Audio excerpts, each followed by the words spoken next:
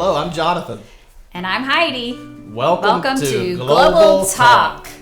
Heidi, did you realize that the American family has an average of 1.93 children? So our story's a little funny. We didn't set out to have 8 kids, right? The truth is I did. I always wanted a big family. I think you were thinking about a children's home. I just read a statistic and it said that the happiest parents are the parents who have 4 children or more. So we must be some of the most happy people in all the world. Yeah, we are. We're really happy, but I think you can find anything on the internet that you want. Okay. So we have 8 kids, and so how did that happen? That was like, we ask ourselves that often. We said that, wow, we have 8 kids. The first one, Elijah, came along, right? Like before he came though, we had a couple miscarriages, and we had both had a passion for adoption. That was kind of the thing that brought us together. Your mom was adopted, your sister was adopted, and my parents had foster children in and out of the home when we were growing up. So I've seen that love in action, and I love that, and we both wanted to be a part of that. Then surprise, Elijah came along. I have the fondest memories of Elijah when he was a baby. Yeah. Holding him. Because you had to hold him 24/7. Yeah, because he was crying. The time. Yeah.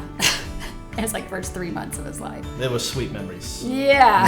Right after he came along, just immediately after, before we could blink an eye, there was Jariah. And he was like the easiest baby ever because he did sleep. And then we were like, okay, well, we're going to start the process for adoption. At the time, Ethiopia had kind of opened up, and it took forever.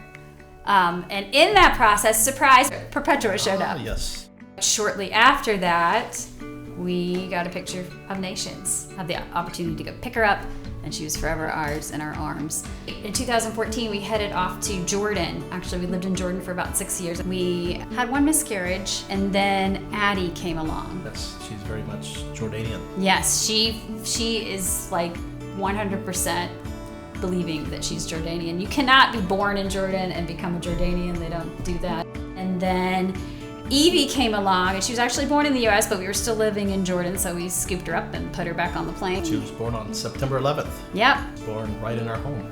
Yes, actually. I had the privilege of delivering deliveries, her. because she came within 45 minutes of starting labor, I think. The night before, I got a little concerned because Heidi's water had broke, and I thought, what if this baby comes without the doula? So I watched a 2-minute YouTube video, thank you YouTube, of a animation of a taxi driver delivering a baby in the back of a car. We had a baby without a doctor, without a hospital, without anything. But God protected. God knew she needed to be born early because there's something wrong with the way the attachment of the, I don't know if you guys want to know all this story, but the umbilical cord to the placenta, and it could have easily broke in that kind of predicament if she was full term. So God knew and brought her early. And Plus so the umbilical cord was wrapped around her neck. Yeah, twice. 2 and times. So we had to pull it off as soon as she came out. And her name is Evangeline Mercy, and really because God's mercy was on her life, and it's a miracle that she lived. So then we were like, okay, we always had to talk about adopting older kids. And so Down the road. But we were thinking maybe 10 years down the road when Addie and Evie are grown up or something like that. And then that following year, after Evie was born, we met 2 amazing kids.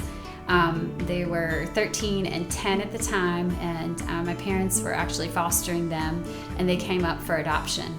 And they needed a forever home, and we loved them. And so we were like, okay. So we talked to our kids, and we're like, hey, do you want to add to our family? And then we talked to them and said, hey, do you want us? Because they kind of had a choice. We were, saying, if you don't want us, it's okay. We don't have to pursue this. We don't have to go forward or anything like that. And they said yes. And I don't know that they knew what they were getting into, but we were very happy to bring them into our home in the year 2020, and so they are our forever kids too. And that is another story, but it's really neat how God integrated our family, and I really think prepared our other kids, like our Jordan group kids that grew up in Jordan, for loving and serving and adding. If they wouldn't have had that Jordan experience, I think maybe they wouldn't have had that adjustment as well, because everything was new to them here in the U.S. And so adding 2 people to their family was new. moving to the U.S. was new because they spent majority of their childhood, if not all their childhood, in Jordan. So it was a good transition time for our whole family. And anyway, so now we have eight kids. Wow. Yeah, so Grace became our oldest, and Ricky became our fourth. But we kind of twinned. So we twinned Elijah and Grace, and then we twinned Jariah and Ricky. They're about 6 months apart. And then Petchy and Asians have always been kind of twins anyway. We got them because they have 2 weeks where they're both twins. So we have, but they were little buddies growing up. 2 weeks during the year where we have three sets of kids that are the same age. Yeah, it's kind of fun. We have a twin day. They all dress in the same clothes. Well, thanks for listening to Global Talk. Have a great day. We'll see you next time. Subscribe below.